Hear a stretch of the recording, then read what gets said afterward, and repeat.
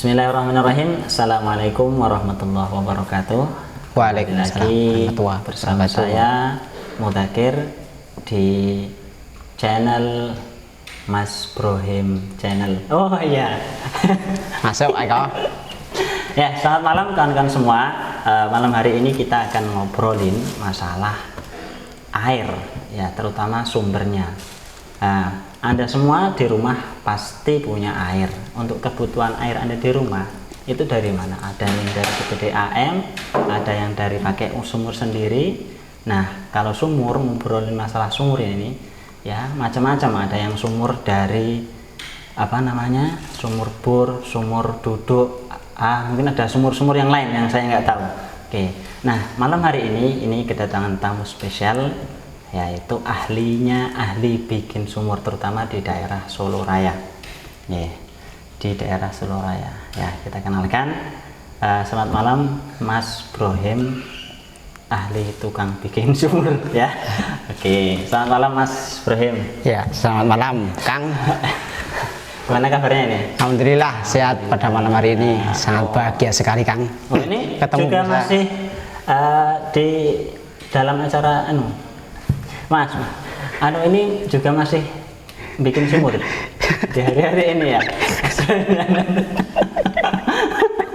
Ulangi, mau dikat.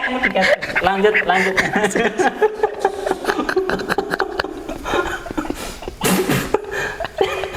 Mas Ren, gimana kabarnya malam hari ini? Ojo guyu. Semua lagi guyu. Ya, langsung. Hai Mas Brohim, selamat Ya. malam. Ya, gimana kabarnya Mas Brohim? Alhamdulillah sehat Kang. Oh iya, alhamdulillah sehat semuanya. Saat ini masih ngebor sumur Mas Brohim? Ya, saat ini masih ngebor sumur di daerah Wonogiri, tepatnya di Joho, di Pondok sana. Ini sudah sekitar hampir 5 hari lebih. Oh, ya. Untuk yang Mas Brohim bikin ini sumur apa jenisnya ya? Mungkin bisa diceritakan kawan-kawan. Ya, awal saya ikut, sebenarnya saya itu ikut sama orang Jawaban kurang nyambung. Yang Mas Brohim bikin ini sumur apa ya? Maksudnya sumur apa jenisnya itu bisa diceritakan? Jenisnya itu sumur bor. Ya, kalau saya itu sumur bor, jadi pakai alat, pipa itu dibor sampai nanti keluar airnya. Kan ada yang namanya sumur duduk kayak gitu, ada yang dipam kayak gitu. Saya itu bukan bidangnya, baru-baru saja itu ikut sama bapak saya membuat sumur bor. Jadi sebenarnya yang ahli bikin sumur bor Mas Brohim sendiri atau siapa? Yang ahli, intinya inti itu bapak saya, bapak kandung saya. Itu dari SMA dia sudah mendalami namanya sumur bor. Dulu masih manual Kang, jadi susah sekali nyari suruh ngeburkan itu daerah mana itu berapa meter itu dalamkannya itu susah, soalnya kan belum pakai alat. Kalau dulu itu masih pakai manual, pakai istilahnya kalau di sumur bor itu sendiri, itu namanya begel. Jadi ada begel itu buat mendalamkan sumur itu. Itu kalau Mas Brohim sendiri udah berapa lama untuk menggeluti proses ini? Baru berapa bulan ya Kang? Wah, baru berapa bulan sudah jadi ahli ya? Wah, luar biasa. Insya Allah bisa jadi ahlinya ya. Saya itu ikut sama orang tua itu baru-baru, cuman dulu ketika waktu kecil itu sering diajak untuk kerja sumur. Semua anak-anaknya ya.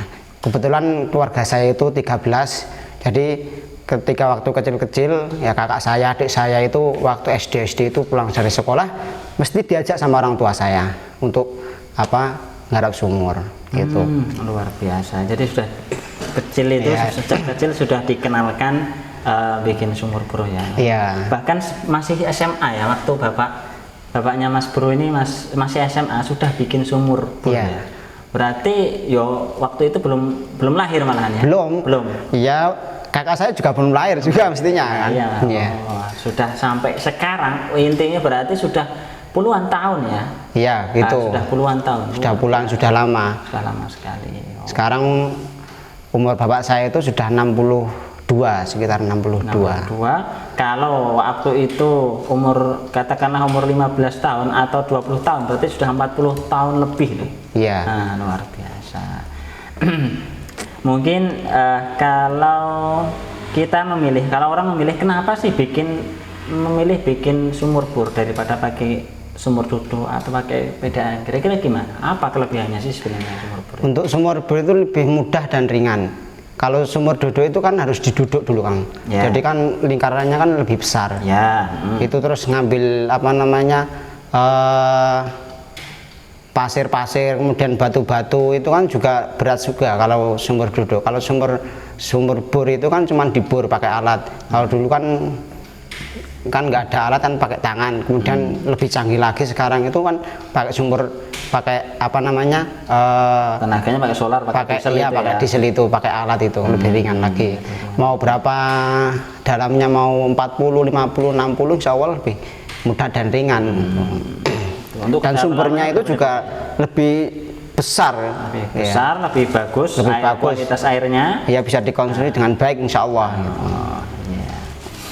Kalau mungkin ya, misal yang baru saja selesai dikerjakan Mas Brohim ini, baru saja selesai ngerjakan sumur yang terakhir itu, kedalamannya sampai berapa meter, Mas Brohim? 40 meter. Itu di daerah mana, Mas Brohim? Di daerah masih Wonogiri. Daerahnya itu di sebelum Adirojo itu ya. Oh, berarti Bulu Sulur ya? Iya, Bulu Sulur itu. Masih di daerah Bulu Sulur. Di perumahan itu. Sebenarnya itu kan dapat pasir. Dapat pasir sekitar 10 meter, itu pasir terus, jadi sampai embernya itu pasirnya itu sampai 10 ember itu lebih ada. Itu udah sumbernya sudah besar. Nah, akhirnya pompa pakai submersible, keluar besar ya, alhamdulillah sudah selesai. Itu kita nggak matokin apa namanya, harus 60 meter. Kalau 60 meter nggak dapat sumber kan ya sama aja kalau disedot pakai submersible, nanti habis lagi. Makanya kita cari yang sumbernya, tapi yang dalam gitu. Maksudnya kan ada berlapis-lapis, ada sumber atas, ada sumber tengah, ada sumber bawah. Kita cari sumber yang bawah. Kalau sumber yang atas itu nanti kita kalau digodok, kalau dikonsumsi itu di tempatnya itu ada kerak-keraknya, jadi kurang bagus itu. Terus jadi di kamar mandi itu putih-putih gitu. Kandungan kapurnya maksudnya gitu. Ya gitu, setidaknya gitu. Sebenarnya saya belum pernah tahu secara detail ya cara bikin sumur bor seperti apa. Mungkin dijelaskanlah sedikit gimana tahapannya atau stepnya itu seperti apa ya, bisa sampai airnya itu keluar. Nah, atau juga memilih titiknya, ada trik sendiri nggak sih memilih titik? Oh, saya mau bikin sumur bornya di depan rumah aja. Kalau saya di belakang rumah aja, ada triknya sendiri? Kemudian ada tahapnya nggak kira-kira? Kalau dari bapak saya itu, kalau ada yang mengeborkan, contohnya jenengan ya Kang, itu mau ngeborkan di rumah saya gitu. Loh, saya yang pesan kok di rumah jenengan? Akhirnya dengan pesan mau ngeborkan di rumah saya gitu kan. Terus oh iya, bapak saya gitu ke sana lihat lokasinya. Mau diborkan di mana? Di depan, di dalam, atau di luar gitu. Itu tergantung permintaan yang ngebor. Kita nggak punya alat. Permintaan saya yang pesen ya. Yang ngebor kan. Saya umumnya bisa milih ya di depan rumah aja lah gitu. Berarti. Itu bisa. Kita belum. Dulu bapak saya itu juga punya alat yang titik itu ya, detektor air mungkin ya, itu semacam kayak gitu, bisa deteksi oh ini ada sumbernya besar, ini ada. Dulu bapak katanya itu sudah pernah pakai kayak gitu, cuman kayaknya kurang puas katanya bapak saya, akhirnya dia nggak pakai itu.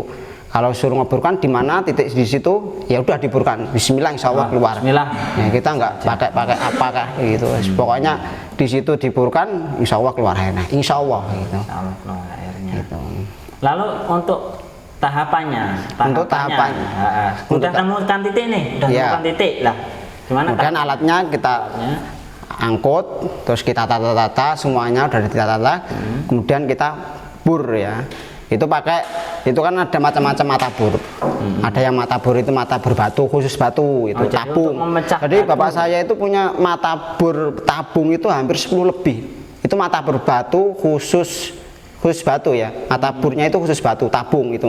Ada yang 2 dim, 3 dim, ya 2 dim setengah, 1 dim, itu macam-macam. Nah, itu mata burnya kalau sekali rusak ya benarinnya juga ya lumayan mahal gitu. Makanya harus hati-hati gitu buatnya. Nah, ada yang mata bor apa namanya padas, mata bor padas itu lapisan-lapisan kan banyak. Lapisannya ada lapisan ya awal mungkin tanah liat biasa ya, biasa. Kemudian di bawahnya mungkin padas, bawahnya lagi sampai ketemu batu, kerikil, pasir, nanti baru keluar airnya sumbernya. Gitu. Kalau itu apa ada pasir ya, insya Allah ada sumbernya di situ. Insya Jadi Allah. mungkin biasanya mungkin karena pengalaman sering bikin sumur bor ya, mungkin kalau udah sampai apa mungkin sampai pasir ya, oh itu udah mungkin tanda-tanda sudah mau dekat sumber airnya gitu. Ya. Oh gitu. Yang paling susah itu Kang, itu kalau dapat batu itu mesti ada kendala, kalau kita itu apa namanya ngerjakan sumur itu pasti ada kendala. Ya kalau dikasih mudah ya alhamdulillah, ya kasih susah sama Allah ya kita jalankan dengan sabar. Kalau waktu susah itu ya harus banyak berdoa biar cepat diselesaikan untuk sumber. Kadang ada yang 1 minggu bisa selesai, 2 minggu bisa selesai, kadang 1 bulan itu baru selesai. Itu sampai 1 bulan ya?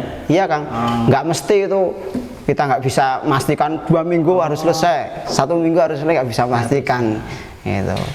Ya kalau dikasih mudah ya alhamdulillah. Kalau susah itu waktu batu. Kalau ketemu batu itu. Batu ya, apalagi batunya itu wah yang keras banget itu ya, sampai mata bor itu bisa rempal berkali-kali, itu harus benerin harus buat mata bor yang bagus sekali itu. Oh gitu. Jadi misal saya pesen, Pak bikinnya seminggu aja, nggak bisa ya? Nggak bisa, belum bisa. Kalau kayak gitu belum bisa. Nggak bisa. Tahu karena nggak tahu ya. Ya. Oh nanti sejatinya keluarnya air sampai berapa hari? Ya, yang mungkin paling lama, mungkin yang paling susah ketemu batu yang keras atau sampai ketemu batu berkali-kali, ya, mungkin pernah. lama sampai berapa hari itu? 1 bulan. 1 bulan. Iya, seringnya itu 1 bulan. Kalau 2 minggu itu ya sering, normal cuman ya, sering ya. Apa namanya sudah normal ya segitu. Iya. 2 minggu itu rata-rata.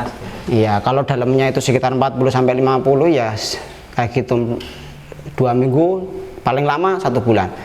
Tapi kalau yang penting keluar airnya.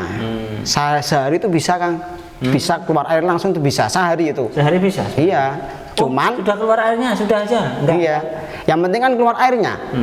Gitu. Itu borongannya cuman berapa gitu kan, 1 dim kan ada yang mintanya itu 1 dim, ada yang 2 dim, ada yang 3, ukuran pipanya itu ya. Itu kalau 1 dim itu kan 1 hari cepat bisa.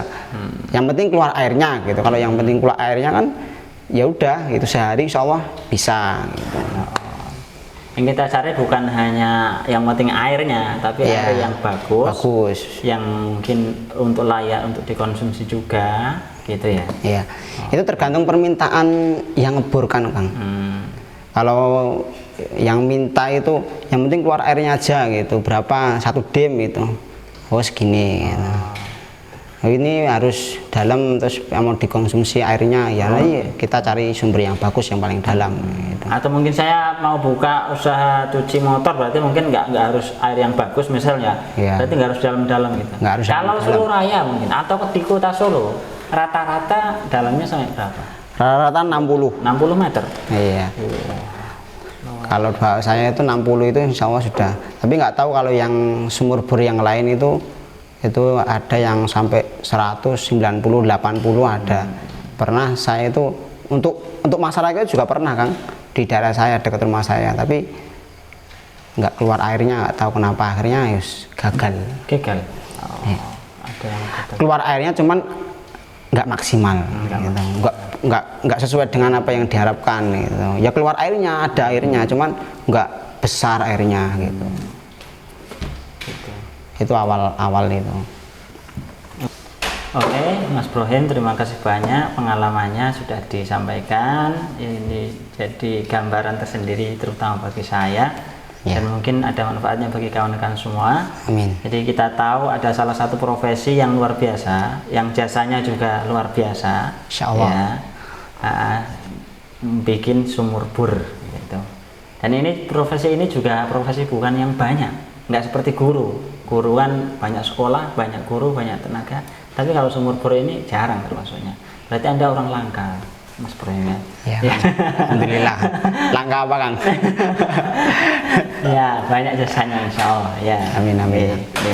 Ya, semoga usaha Mas Brohim dan keluarga, terutama Bapak, lancar terus. Amin, amin. Diberikan kesehatan. Amin. Dan juga dimudahkan.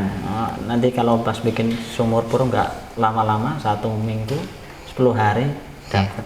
Alhamdulillah. Keluar airnya. Doanya terus Kang. Iya. Yang penting itu doa Kang. Insyaallah. Tanpa doa kita ya apa daya lah. Biasa, kita berarti harus tawakal berdoa kepada Allah Subhanahu wa Ta'ala.